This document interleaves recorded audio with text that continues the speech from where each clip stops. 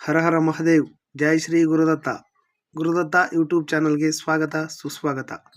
ವೀಕ್ಷಕರೇ, ಇವತ್ತಿನ ಈ ವಿಡಿಯೋದಲ್ಲಿ ಸಬ್ ಇನ್ಸ್ಪೆಕ್ಟರ್ ಯೋಗ ಅಂದರೆ PSI ಪೋಸ್ಟ್ಗೆ ಟ್ರೈ ಮಾಡ್ತಿರ್ತಕ್ಕಂಥವರು, ಓದ್ತಾ ಇರ್ತಕ್ಕಂಥ ವಿದ್ಯಾರ್ಥಿಗಳು ಅಥವಾ ಪೊಲೀಸ್ ಡಿಪಾರ್ಟ್ಮೆಂಟಲ್ಲಿ PCI ವರ್ಕ್ ಮಾಡ್ತಿರ್ತೀರ ಮತ್ತು ಮುಂದಿನ ಪ್ರಮೋಷನ್ ಜಾಬ್ಗೋಸ್ಕರ ಟ್ರೈ ಮಾಡ್ತಕ್ಕಂಥ ಎಲ್ಲ ವೀಕ್ಷಕರಿಗೂ ಒಂದು ಉಪಯೋಗ ಆಗಲಿ ಅನ್ನೋ ದೃಷ್ಟಿಯಿಂದ ಹೇಳ್ತಾ ಇದ್ದೀನಿ.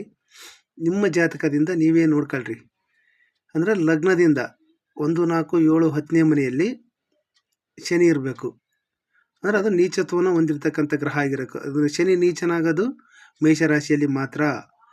1, 4, 7, 10 ಕೇಂದ್ರ ಸ್ಥಾನ ಆಗಿರಬೇಕು ಅಥವಾ ತ್ರಿಕೋನ 5, 9ನೇ ತ್ರಿಕೋನ ಸ್ಥಾನದಲ್ಲಿರಬೇಕು.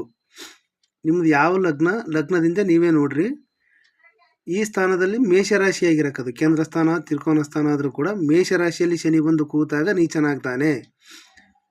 ಶನಿ ನೀಚನಾದಾಗ ಮಾತ್ರ ಹೈಯರ್ ಪ್ರಮೋಷನ್ಗೆ, ಸಬ್ ಇನ್ಸ್ಪೆಕ್ಟರ್ ಪೋಸ್ಟ್ಗೆ ಅಂತಲೇ ಪರ್ಟಿಕ್ಯುಲರ್ ಮಾಡ್ತಿರೋ ವಿಡಿಯೋ, ಹೈಯರ್ ಪ್ರಮೋಷನ್ಗೆ ಯೂಸ್ ಆಗ್ತಕ್ಕಂಥದ್ದು.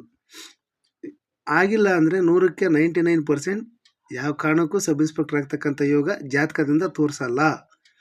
ಇದು 100% ಸತ್ಯ.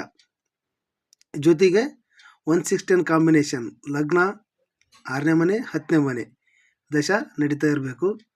ಅದ್ರ ಜೊತೆಯಲ್ಲೂ ಕಾಲಪುರುಷನ ಅಧಿಕಾರ ಹೊಂದಿರತಕ್ಕಂಥ ಸೂರ್ಯಗ್ರಹ ಮೇಷರಾಶಿಯಲ್ಲಿ ಹುಚ್ಚನಾಗಿದ್ದರೆ ಇನ್ನೂ ಬಲಾಢ್ಯ ಯೋಗ ಇರ್ತಕ್ಕಂಥದ್ದು. ವಿಡಿಯೋ ಇಷ್ಟ ಆದರೆ ಲೈಕ್ ಮಾಡಿ, ಶೇರ್ ಮಾಡಿ ಮತ್ತು ಸಬ್ಸ್ಕ್ರೈಬ್ ಮಾಡಿ ಅಂತ ಹೇಳ್ತಾ ಮುಂದಿನ ವಿಡಿಯೋದಲ್ಲಿ ಸಿಗೋಣ ವೀಕ್ಷಕರೇ. ಜೈ ಗುರುದತ್ತ.